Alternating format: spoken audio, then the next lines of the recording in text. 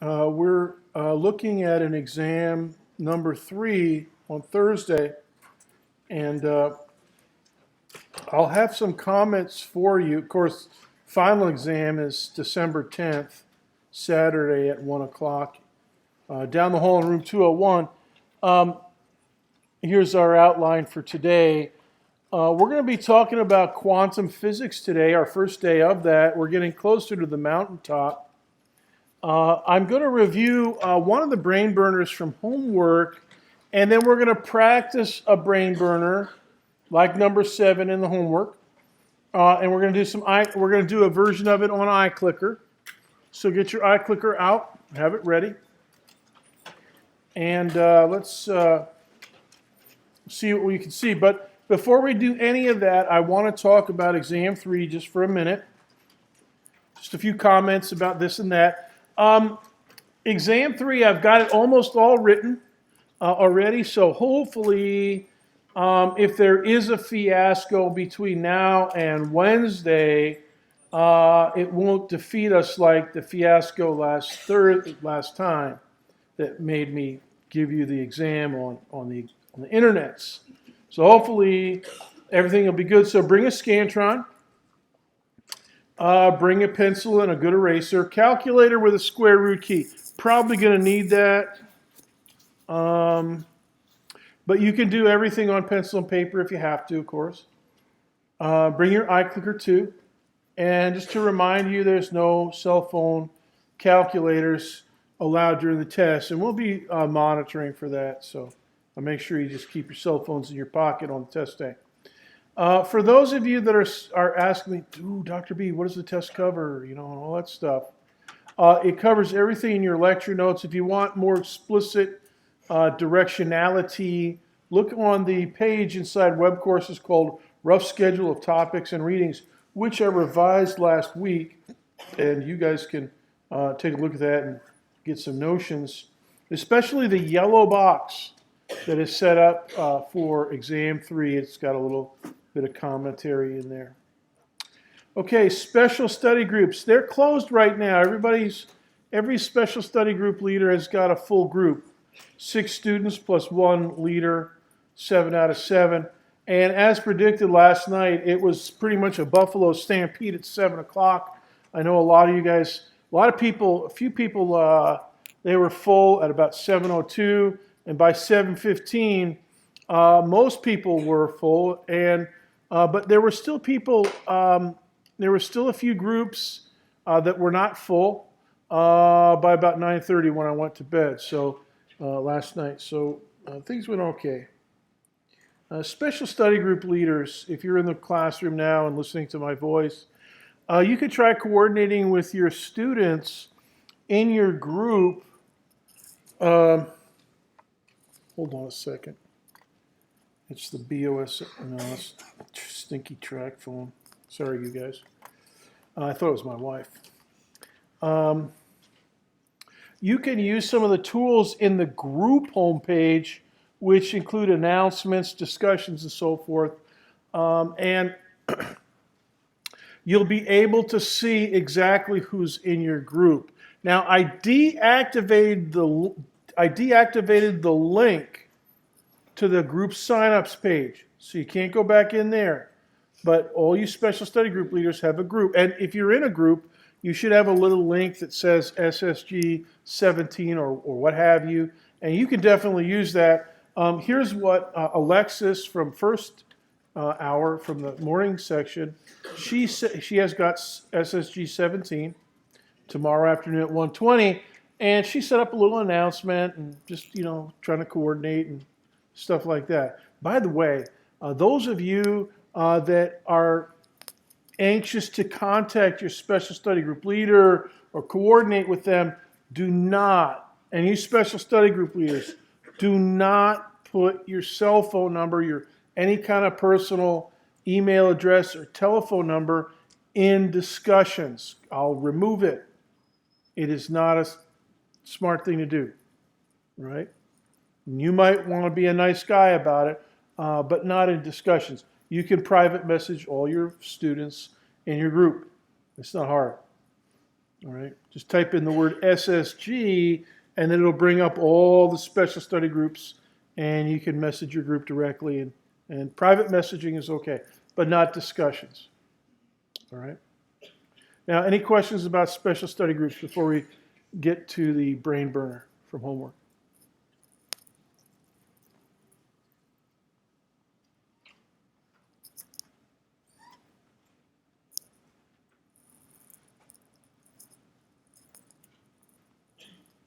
Well, let's get going. Let's review this one. This was a problem, number 7, linear charge array brain burner. It's traditionally one of the tougher problems that I ask Physical Science 1121 students to tackle in a semester. And problems like this.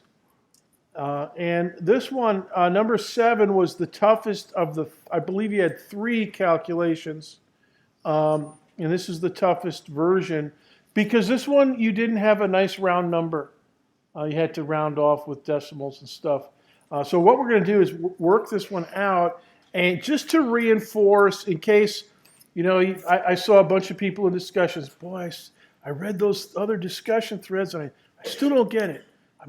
Let's try a different outlook on life, and let's try to see a different way of organizing our thoughts about this one. Now, this one, I did a preview of the quiz, and it gave me a nearest neighbor force of 24 nanonewtons. Now, that problem, number 7, was designed to give you a bunch of different random values for that.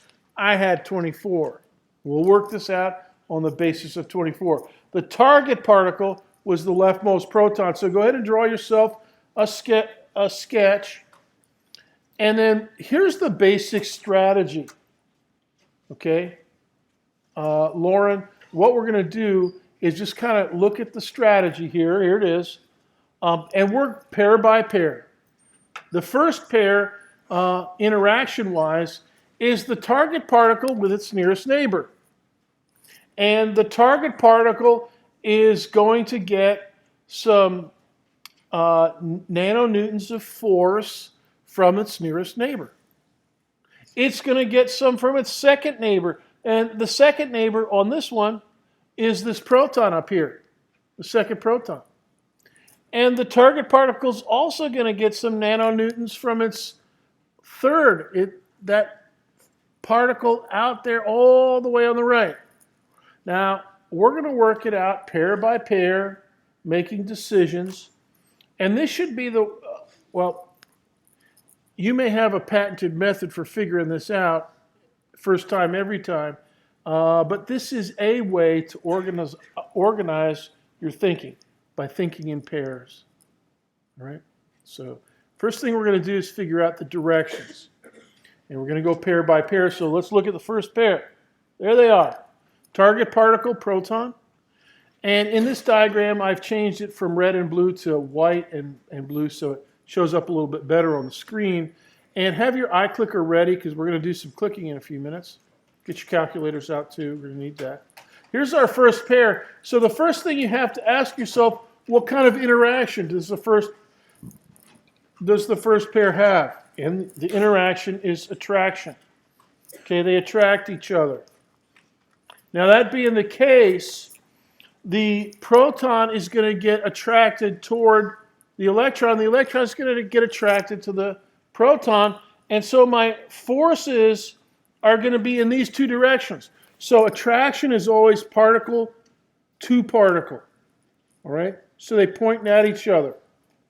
All right? So make a little sketch of the two particles in the first pair and just a couple little arrows. Now, we're just doing directions here. We're not doing the size of the arrows. All right? We're just getting the directions down. All right? So that's the first pair. Now, the second pair, here we go. Now, this one's proton to proton. My target particle on the left and my second neighbor. So the second neighbor force is going to be repulsion. They repel each other, like charges repel. Okay? Now, that being the case, you have two force vectors opposite directions. All right? So the target particle is getting some leftward nanonewtons. And its neighbor is getting some rightward nanonewtons. Now, we don't really care about these forces over here on the neighbors. We're going to focus on these, but at least we're going to sketch them out. All right, we'll sketch them out. And we're kind of, Casey, we're going to kind of abstract away those neighbors. And, but we got to get all the neighbors in. So here's the third neighbor. Here's the third pair. Pair by pair. Okay, the target particle partnered up with its third neighbor. And this one is an attracting interaction. So the arrows go toward each other, kind of like this. All right, so sketch that in. And now we've got a good eyeball on the interactions. All right, we've got two attractive interactions, the first and the third. And then the second neighbor interaction is boop, opposite. Opposites repel. All right? Now this is probably the first decision that you've got to make. Particle by particle, pair by pair. And if you do that, then you have to figure out a bunch of other stuff, but for sure the directions are basically going to be these. Okay, so now we're going to streamline those neighbors out, and let's figure out, So this top one is going to be a positive number, and I know how big that one is because the nearest neighbor, this is the nearest neighbor for us, so I'm going to have a big arrow here. This one I'm going to have a leftward arrow. The second neighbor force, if I want to give it a number, I'm going to give it a negative number because it's pointing to the left. All right?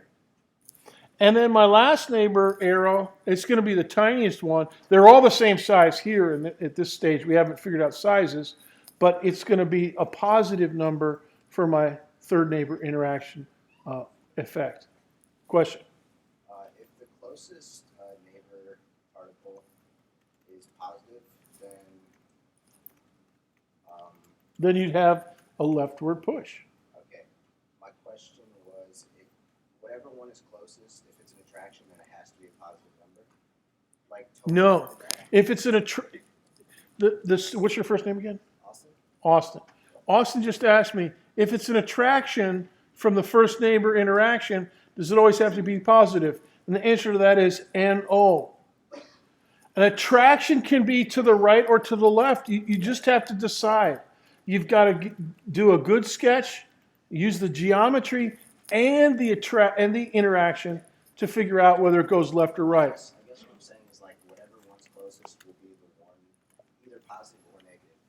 Like, because the ones to the other side can't equal the one that's closest. Since it's right. So now you're asking, Austin, you're asking another question, and that is that the final answer is always going to be in the direction of the nearest neighbor interaction, and that is correct because it always dominates. Everything else is smaller, and even if everything else is the opposite direction, it's still, you add them up there for this kind of a problem anyways, they're not going to overcome that nearest neighbor force. All right, so let's look at the size. All right, so we're going to go pair by pair. We've got the directions squared away. Let's work on sizes. And on this one, we're going to base everything on the nearest neighbor force being 24 nanonewtons. Now, I'm not going to tell you what's going to be on the exam, Isaiah. Well, I'm not going to tell these guys what's going to be on the exam. But I am going to say, if you have a problem like this, I mean, just if, I always have to give you the nearest neighbor force. Or I'm always going to give you the nearest neighbor force. And I'm always going to have a linear array of equally spaced charges. Now, a real problem, you might have differently spaced charges. They might be scattered in 3 dimensions, and they might be different sizes. But for this work, this is like an elementary workout. We're going to have equally spaced charges, pluses and minuses, and then a nearest neighbor force. And once you have that nearest neighbor force, you can figure out everything else, which is what we are doing. All right, so there's the nearest neighbor force. Go ahead and make a sketch, a fairly good size vector I made mine 600 pixels across, I think that's what it is, or 800. And so there's my nearest neighbor force. And so that's the constituent force, the first of the three constituent forces, the nearest neighbor force. Now my target particle gets another force from the second neighbor, and it's twice as far away, so the shrink down factor is 1/4. So whatever my nearest neighbor is, the size of it is 1/4 of whatever the nearest neighbor force is. Okay? And because it's a leftward, I have to put a minus sign here. All right? That being the case, here's my second constituent force from the second neighbor on the target particle. Now the second neighbor gets 6 newtons positive, but we're not worried about the neighbor. We're worried about the target particle. And the target particle gets 6 nanonewtons to the left. All right? So we give it a number, -6. And we're going to add them up in just a second, but we still have to tackle this baby. Now, 3 times as far away, the shrink down factor is 1/3 squared, or 1/9. This one's positive. It's to the right. So 24 divided by 9 is 2.67. All right? And so there are my 3 constituent force vectors from which we compute and graph the net force, the net electric force. Questions?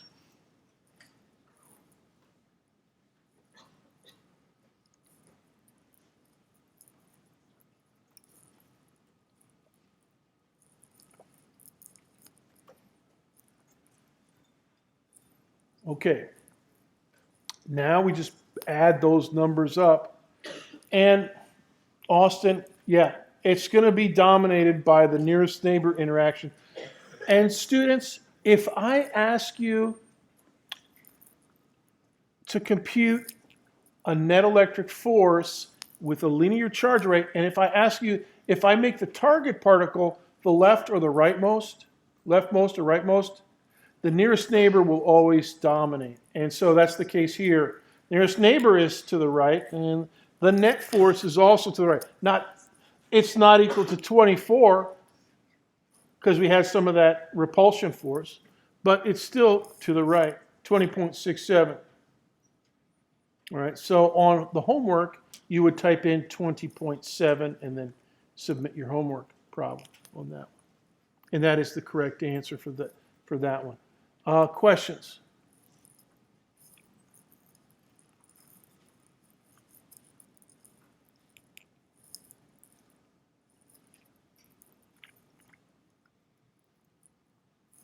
Okay, let's try one on iClicker. And I want this to be numeric. Okay, this is a numeric question. All right, here you go. Nearest neighbor force, and now the target particle is the rightmost electron. Okay, go to it. Can you turn it all on, please? Should be able to read that. And talk to your neighbor, coordinate with your neighbor, and just, you know.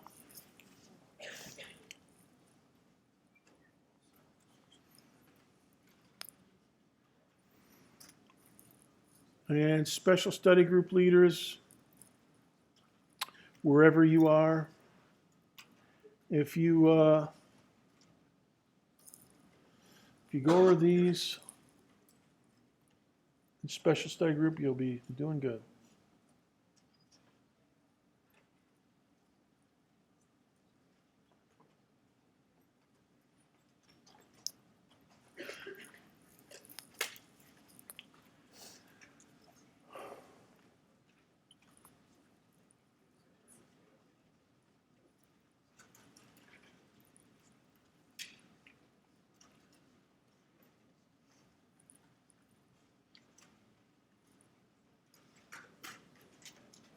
I should have printed out the pictures of the special study group leaders. Is that you? Yeah.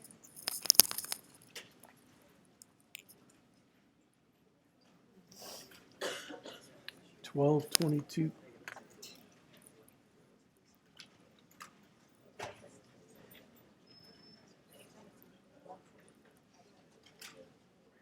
See, look at this. Yeah.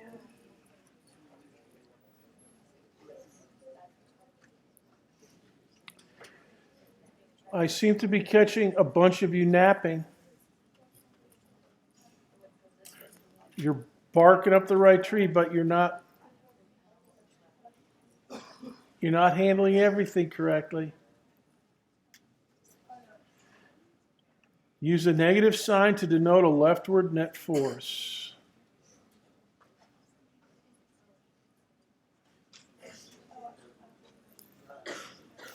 Down, down, down. See, now it's changing. Yeah. It was kind of interesting to watch this in the morning class. Yeah.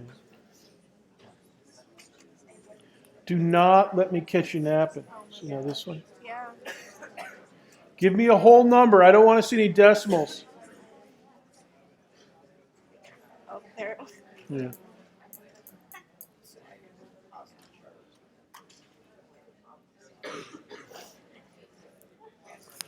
This is good. That is good. This is way better than the morning section.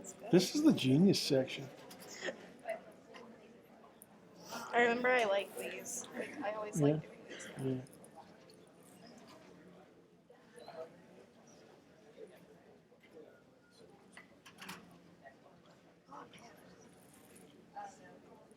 That's incorrect. Incorrectly spelled. SCH. Oh. Dude. Yeah, that looks better.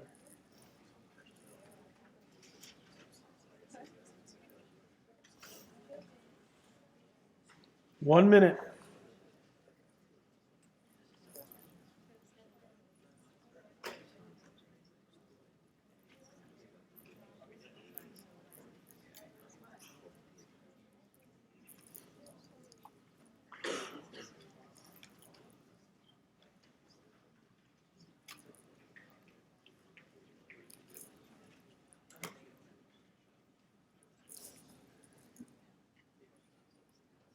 $30 seconds.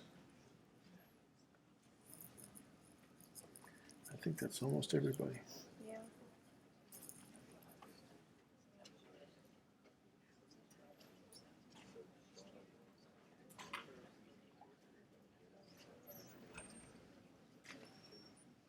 Ten, 9, 8, 7, 6, 5, 4, 3, 2, 1, 0.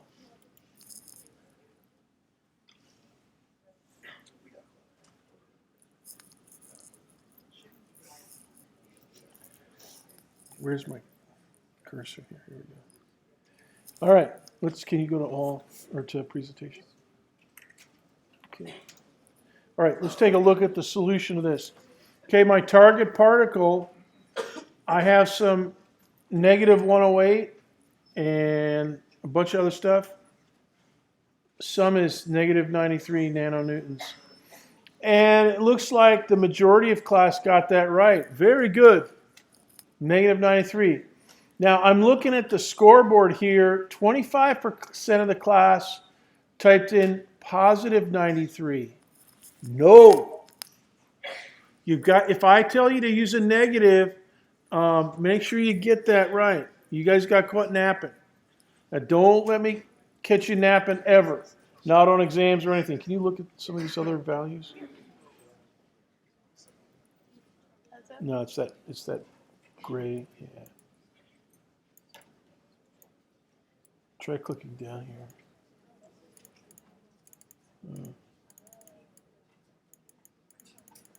Yeah, here's a 93.1. If you typed in 93.1, you didn't round off right. Negative 1. All right. 94. Not quite right. 147. I wonder what that is. All right, let's go to the All right, you guys did pretty good. Now let's continue with our topics. This is new stuff. We're going to be talking about quantum physics today, and our doorway into that is the spectrum of hydrogen, which we observed on the second day of lecture using diffraction gratings. Here's another fairly nice photo of the spectrum of hydrogen, a nice dark room. And one of the things about this, if we use a little bit of trig and some interference effects, we can measure the wavelength to the nearest nanometer. It's not too hard. I've done that. And if you know the separation between the openings in your diffraction grating, it looks like it's transparent, but it actually has zillions of little vertical lines of black, basically photocopier toner on the plastic film, and they're precisely spaced. And so they look like the bars on a jail cell, okay? And so the light goes, it gets absorbed by the black part, and it goes through the transparent part, and it forms the diffraction pattern, which is interference. And so you do a little bit of trig, you can figure out, if you know that spacing of the jail cell bars of the diffraction grating, you can figure everything else out.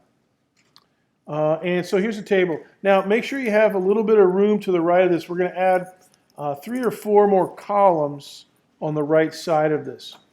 Remember, the brightest line for hydrogen was the H alpha line. Wavelength 656 nanometers, frequency 457 terahertz. We did that in class a few weeks ago. The next line, the second brightest, is called H beta. It's more of an aqua color, 486 nanometers. And hey, you guys remember the limits of the Roy G. Biv visible band are from 700 nanometers red to 400 nanometers violet. Okay, the R end of Roy G. Biv is at about 700. And the V end, the violet end of Roy G. Biv is at about 400. So this is getting closer to the violet end. But you wouldn't really call it blue. You might call it aqua. But H gamma, the third line, yeah, definitely. Now you might not have seen this. You just have to have pretty good sharp eyes to see H gamma. It's kind of purpley blue. 434 nanometers, 691 terahertz. And then H delta is even deeper in the V and the violet end. So I always call it even deeper into the purpley blue end.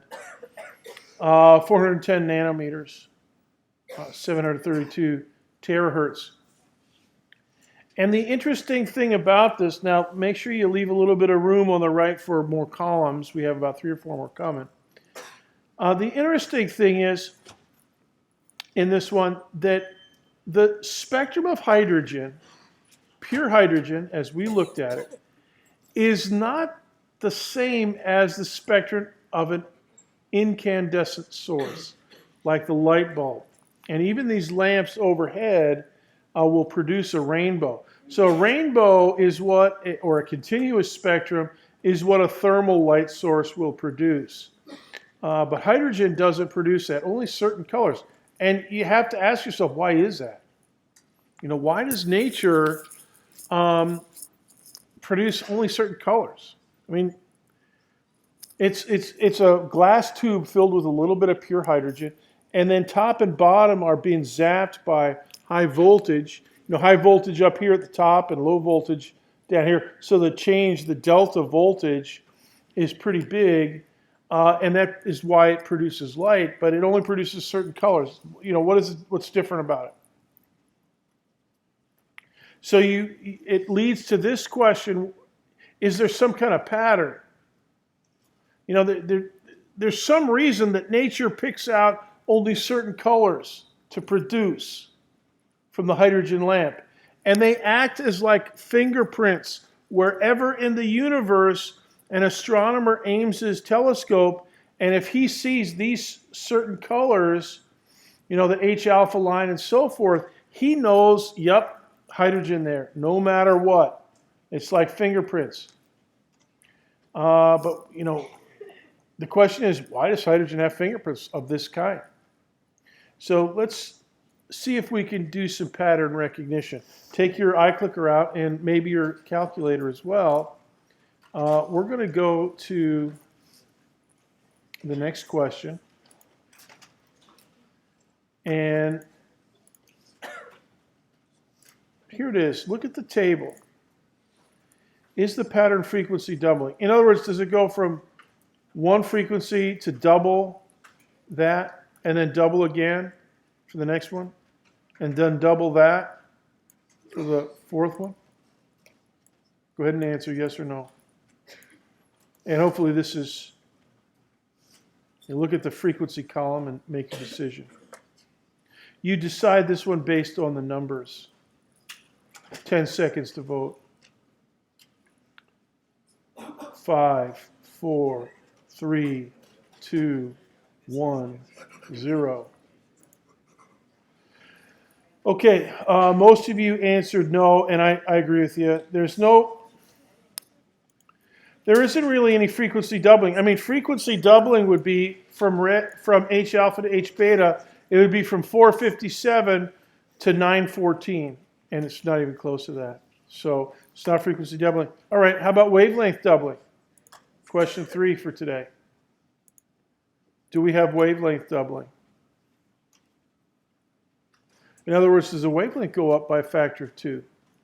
Or does it go down by half or something like that? That would be wavelength doubling.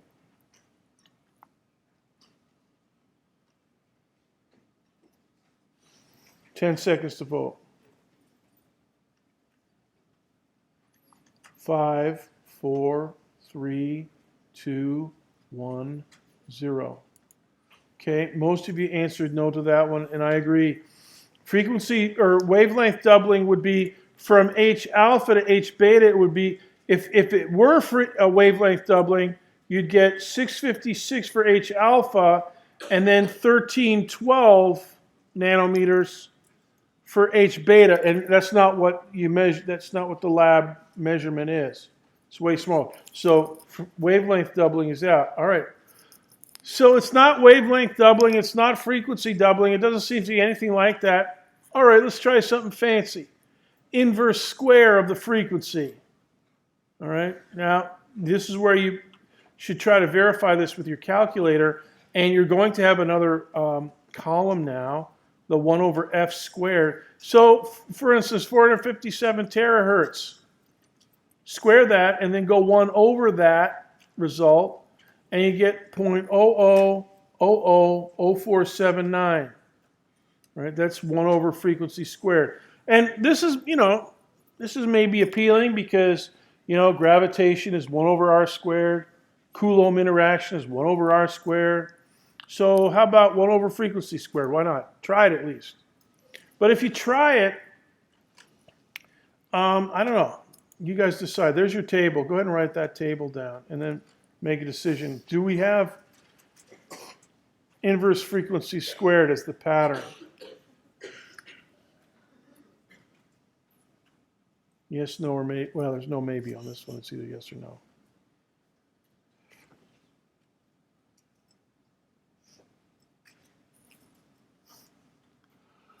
And we got a couple more columns, so make sure you have some space to the right for more columns.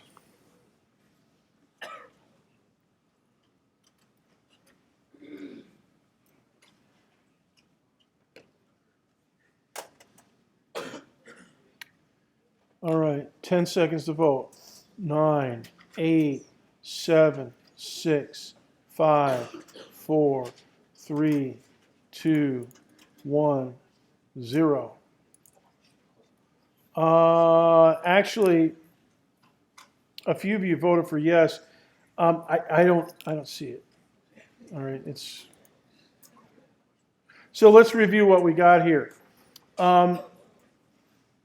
What kind of pattern in frequency and wavelength? Is it frequency doubling? No. Is it wavelength doubling? No. Is it fancy? Inverse frequency to the second power? No. But, my wonderful students, there is a pattern. Over 100 years ago, they figured out a pattern, or a guy in Switzerland figured out a pattern. His name is Joseph Balmer, and he figured out that there's a pattern in 1 over lambda. In other words, the inverse frequency. Inverse wavelength. Right, so let's do an inverse wavelength column on your table. And here it is. And here are the numbers. 0.00152 for H alpha, 0.00206 for H beta, 0.0023, 0.00244 for H delta, and so on. And, you know, we're writing down these numbers, and I don't know about you, but I don't really see a pattern. You know, 152 to 206, 206 to 230, 230 to 244. I don't know, what is that? 44, no, 54, 14, 24, 14. That doesn't make sense. But Joseph Balmer, J.J. Balmer, you're not going to believe this. This is the pattern that he came up with. That 1 over lambda is equal to some constant r that he was able to, you know, figure out, times the difference of 1 over 2 squared minus 1 over n squared, and H alpha gets n equals 3. H beta gets n equals 4. H gamma gets n equals 5. H delta gets n equals 6. This, I have no idea. How could a guy, I mean, looking at these numbers, and he came up with this? But yeah, he did. And he's famous for it. I mean, can you imagine staying up all night? Okay, 1 over n to the third. Nope. 1 over n to the fourth. Nope. 1 over n to the second. Ding. You know, can you imagine when he got this, when he nailed it? I don't know how he could have done it, but he did. So let's work out the Balmer series formula. And by the way, guys, this set of visible wavelengths is called the Balmer series because of Balmer. He's the one that figured out this pattern. It's a pattern in the inverse wavelength. Okay, capital R is called the Rydberg constant for hydrogen. It's equal to 1.097 times 10 to the 7, and then per meter, or meters to the minus 1. And I'm writing it as meters to minus 1. And that's the value for hydrogen. Now, we're going to calculate n equals 6 together, and then you're going to calculate n equals 7 for an iClicker question. So let's look at n equals 6. All right, so here we go. Go ahead and write the Balmer series formula up here. And it's inverse whole number squared minus inverse of another whole number squared. All right? And all the numbers n are bigger than 2. All right? So 1 over 2 squared here, and then for this example, we're going to put a 6 in here. So your square brackets are going to be 1 over 2 squared, that's a fourth, and then 1 over 6 squared, that's 1 over 36, and a subtraction sign between them. We're taking the difference. And that's inside the square brackets. Now, I'm not doing anything yet with the Rydberg constant out here. I'm just going to kind of carry it along. We're going to hack that apart in just a minute. And before we do that, we got to do fractions here. Don't you love this? You learn fractions in 6th grade or 5th grade or whenever it is, and they just keep showing up. So common denominator is my next step here. In the brackets, 1/4 is the same as 9 over 36, if you recall from your fraction building technology. And then I'm keeping this one as 1 over 36. So that's my common denominator, 36. And I have 9 minus 1. So the numerator is 8 over 36. And actually, you can reduce that to 2 over 9, I guess. But I'm not going to reduce it any further. I mean, this is good. Now you can go to your calculator. The way that I would do this, you may be saying to yourself, Dr. B, how do you get this answer? 2.438 times 10 to the 6.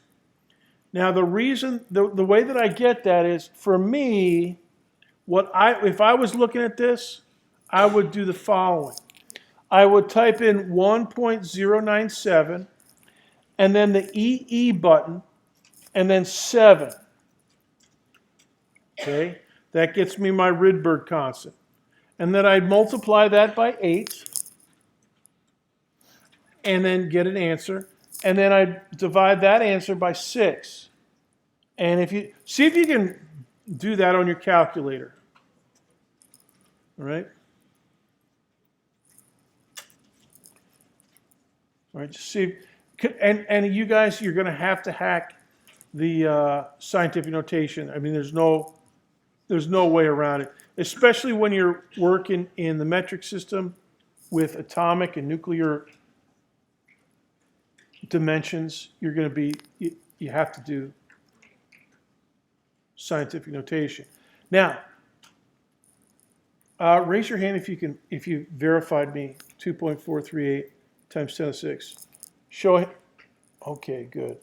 I'm glad. The rest of you take a minute to see if you can verify it.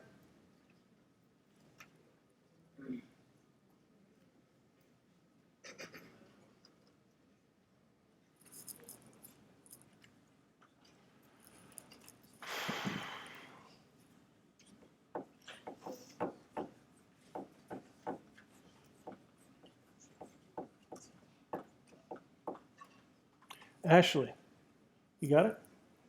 Not yet? If you don't have it, you've got a scientific notation button. It might say, I don't know. Mine usually says EE. It might. What else is it? What? EXP. I don't like that. I guess, is it working out? Yeah. Yeah, okay. Yeah, did you figure it out?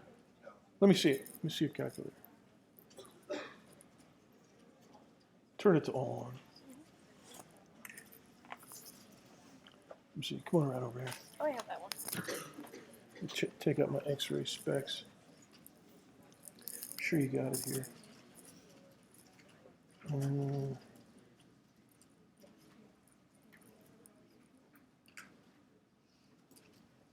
Dude.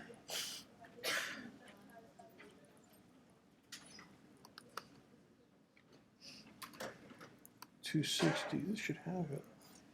See, because it has mode 5 or mode 8. Mode 8 is scientific. Let me look at this carefully. Wait, so maybe if you hit mode and then hit 8? Yeah, but that's not going to let you type in. See, there's your plus or minus key. Wait, where's my plus or minus key? It's right there, I think. Isn't that what that? No, that's No, an it's arrow. an arrow. Where's your plus or minus key? I don't even think that's I have right. one. Yeah, there it is. Oh, okay. This is burning my grades. Here's your 1 over x key. You're going to need that. Okay, I guess you're going to have to go times.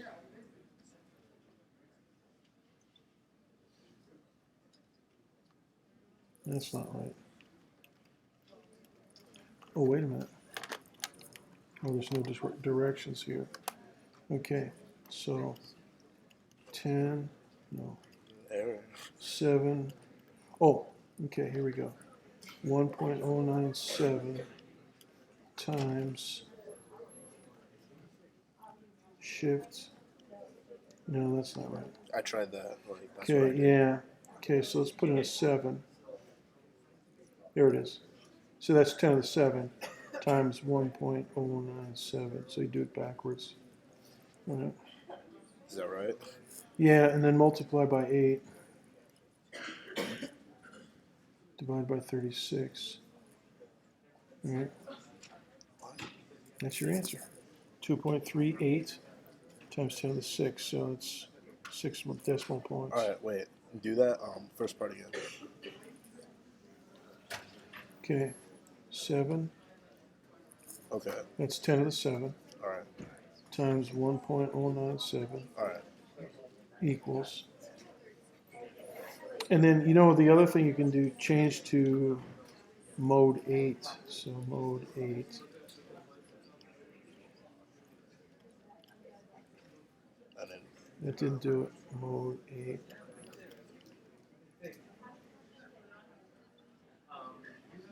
Now you can figure that out later.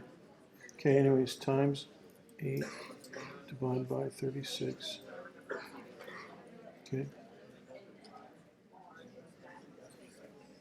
wait, why'd you multiply by 8? Well, that's this part. Oh, okay. Right, there you go. You're going to have to get What if you good have a by. bigger number though? Huh? Are you gonna have bigger numbers than that? No, they're all going to be about like this. Just make sure you get your scientific notation really solid by Thursday on that calculator, or find another one that's got the EE button. I'm surprised that one is. Or find the instruction manual for that maybe, and I'll read the instructions. How quaint. All right, now can you go to presentation, please? All right, so I just gave a little tutoring there. All right, now here's the answer from the Balmer formula, but that's not wavelength. That's 1 over the wavelength. You've got to flop that. All right. So here's what you got: 2.438 times 10 to the 6, and hopefully you're able to do that in scientific notation. Now, that is meters to the -1. That's not the dimension for a wavelength. The dimension for a wavelength is a number of meters, not a number of inverse meters. All right, so we got to flip-flop this.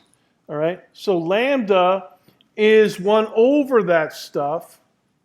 All right, so now you use the x to the -1 button, or the 1 over x button of your 2.438 times 10 to the 6. And that works out to a bunch of zeros and a 4102. But that's the wavelength for H beta. Or not H beta, but H delta. Because that is, let's see, 0.000004102. That is the same as 410 nanometers. 410.2, deep in the violet. And that, my wonderful students, is the n equals 6 calculation of the Balmer series. Now, I'm going to give you a chance to do n equals 7. All right, see if you can hack it. Here we go.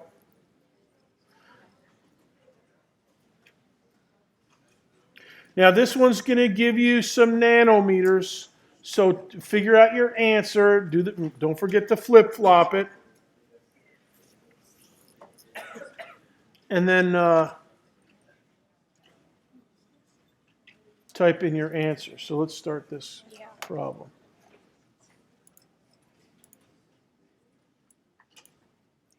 All right. And you can go to all on. They can read that pretty good. All right, so take a couple minutes to do that.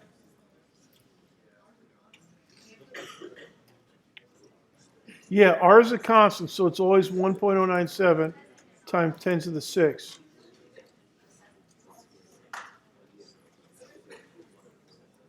Or times 10 to the 7, sorry.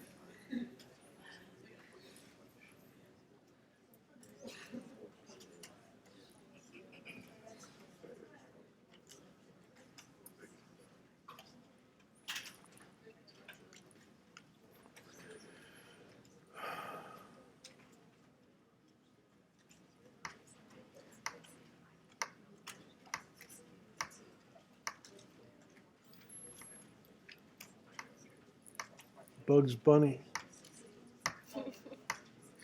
It's nice. And Sylvester. I see Sylvester there. Is Tweety Bird on there? Really? It's funny. Look, it's nice. I like it. Yeah, it's nice.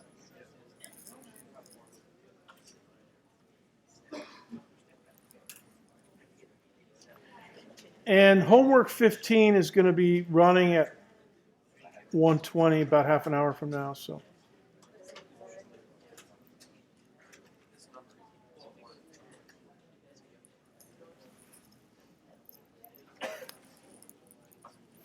It's good. Let me see these. I don't know how you move this.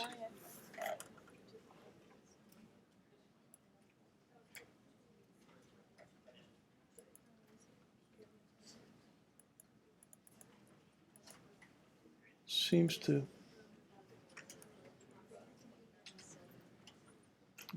kind of bogus.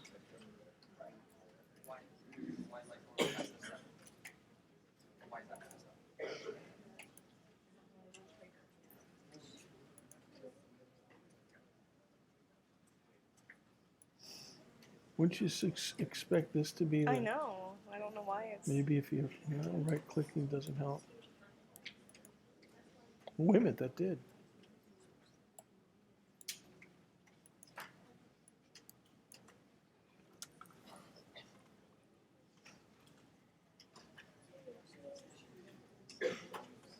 Dude. Oh, there we go. What? How come you do it? My fingers are okay. Gosh. All right, so we're going to have to use touchscreen I guess so. techniques for that. I can't believe it. You just went in there and just... Let me see if I can do it. There you Oh, go. okay, good. Yeah. See, the thing is that as students type in numbers, they're going to Yeah, it's gonna continually move, update. right? So it's kind of shaky. That little sparkly thing indicates where your fingertip is, I guess. Oh, you got to keep it inside that little Great. Windows software. I don't know. How the world survived Bill Gates is being, and Bill Gates became a millionaire, zillionaire, and nearly fried down to the rest of the world to a sizzly crunch with his Microsoft system. But I guess it shows how smart humans are. We survived it. This is good. I see people working and stuff. I see a guy over here snoozing. It looks like he's asleep. Yeah. He's got his earphone just fell out.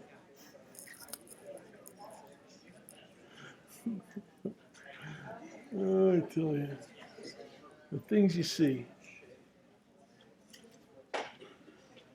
Nichols. Are you ready for your group? Good.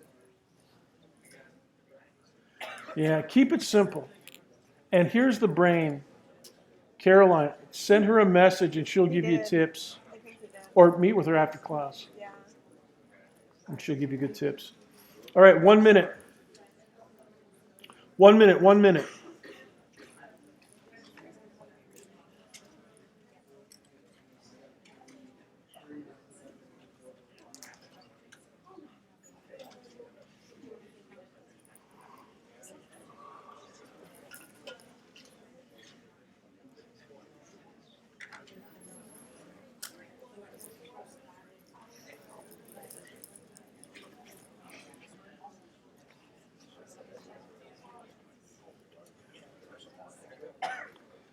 Thirty seconds.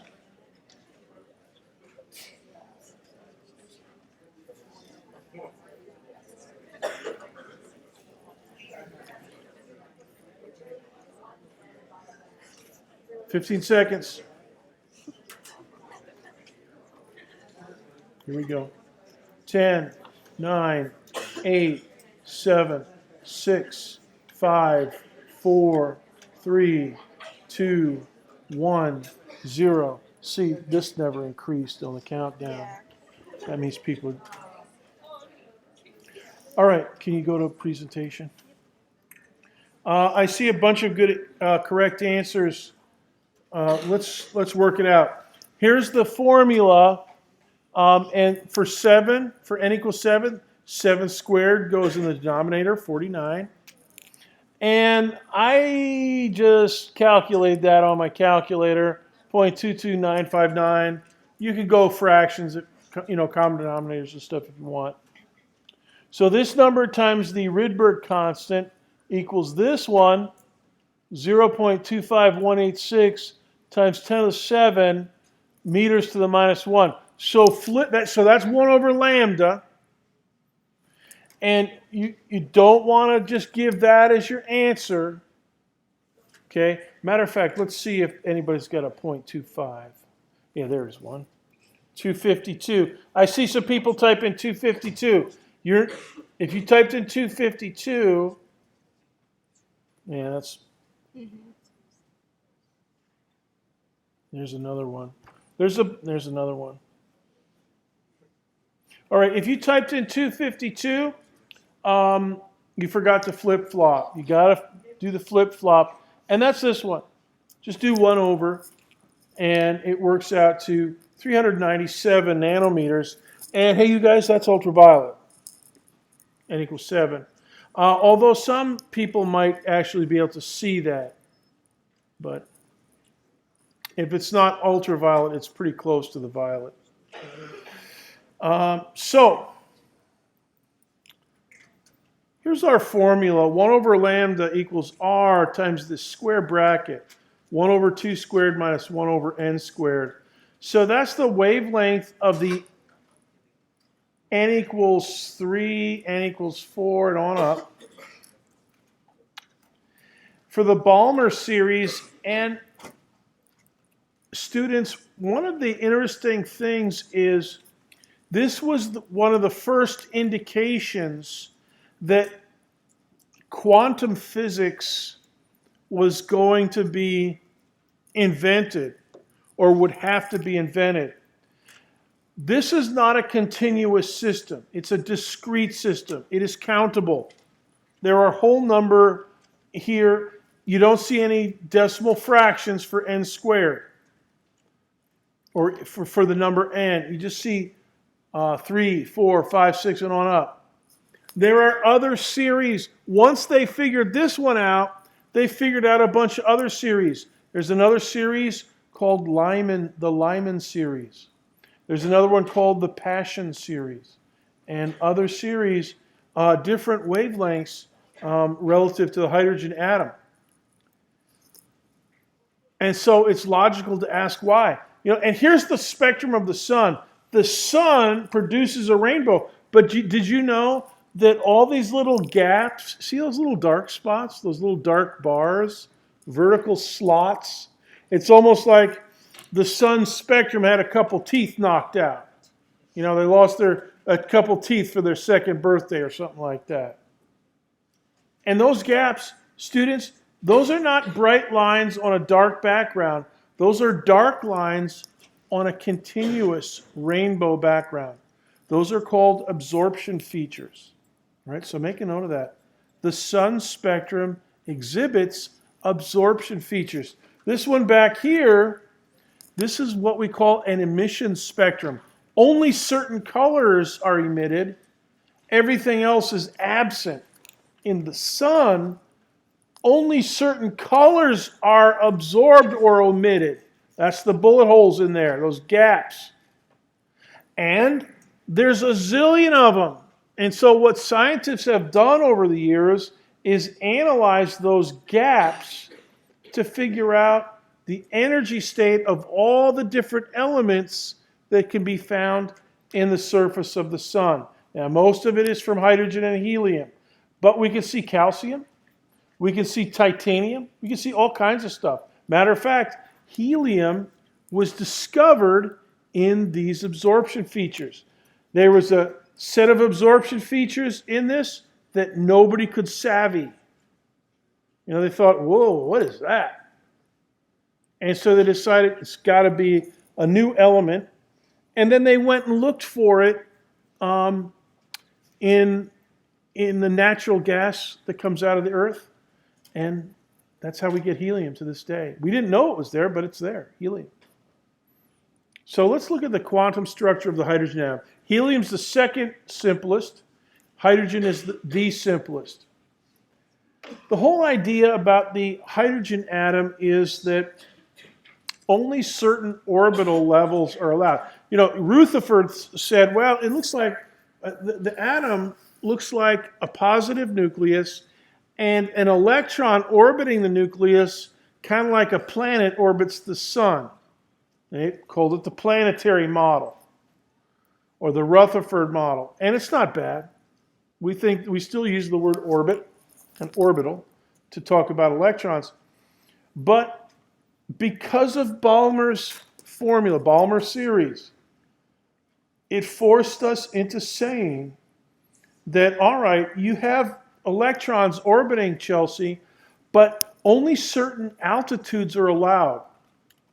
You can count the number of allowed orbital states. And those orbital states we would call quantized, right? Each altitude has a set value for hydrogen of electrical potential energy, just as different altitudes above the surface of the Earth have different potential energy, gravitational potential energy. Remember, potential energy is the energy of position. So if I set the orbit, I'm setting the potential energy, whether it's a gravitational orbit or an electrical Coulomb interaction orbit, which is what we've got here. So we have these countable energy levels. N equals 1, N equals 2, N equals 3, N equals 4. And the whole idea is the following. That, for instance, the H alpha is the photon that is emitted when an electron makes a quantum leap from the N equals 3 downward to N equals 2. All right, so that's this. All right, I put a little arrow there from N equals 3 down to N equals 2. When that happens, the electron emits a red H alpha photon. Now, N equals 4 down to N equals 2 is H beta, a different color. So there are different, in this theory, because of the Balmer series, we know that the orbits are countable. I mean, if we believe in orbits, Balmer says you can't just have any old orbit at any altitude, only certain altitudes. And if you have certain altitudes, the change in the electrical potential energy corresponds to the energy of the outgoing electron, right? So as the electron drops down to a lower electrical potential energy, you've got delta EPE. All right, now when we were dropping a basketball, the change in the GPE went into kinetic energy. In this case, it goes into the energy in a photon. Now the energy in a photon is not 1/2 mv squared. For one thing, a photon does not have any mass, m.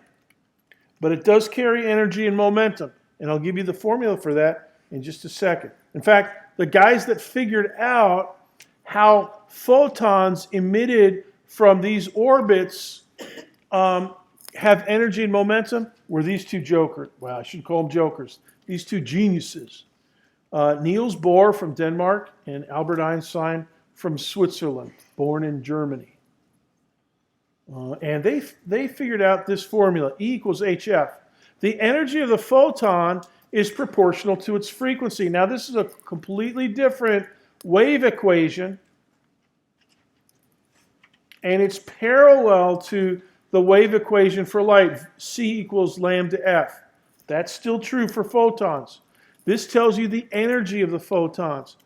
And Planck's constant H is the hidden constant in every quantum system. Planck's constant H. You're going to read about this a little bit in chapter 9.6. Planck's constant, E equals hf. H is Planck's constant. Energy. Let's see, that's kilogram meter squared per second squared. Frequency is per second. So H is kilogram meter squared per second. Students, H, Planck's constant, kilogram meter squared per second. Units of what? Kilogram meter squared per second. Kilogram meter squared. What is that? What unit is that? Do you remember? Come on, this is the genius section. Kilogram meter squared per second. What's kilogram meter per second? That's the unit for what? Oh, nobody. Ooh, I see people paging back and forth. Kilogram meter per second, mass times velocity, momentum. Kilogram meter squared per second, angular momentum. Planck's constant, angular momentum. Area in phase space of the oscillator, the ellipse, angular momentum or action. Planck's constant is the quantum of action. And it is the one constant that rules them all. Our entire world, everything that we are, is controlled by Planck's constant, because everything that we are is energy and momentum in particles and photons.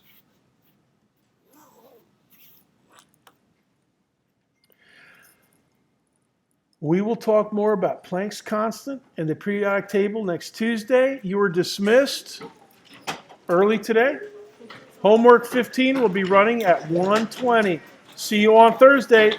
Be ready for action. All on, please. You just start that. Question.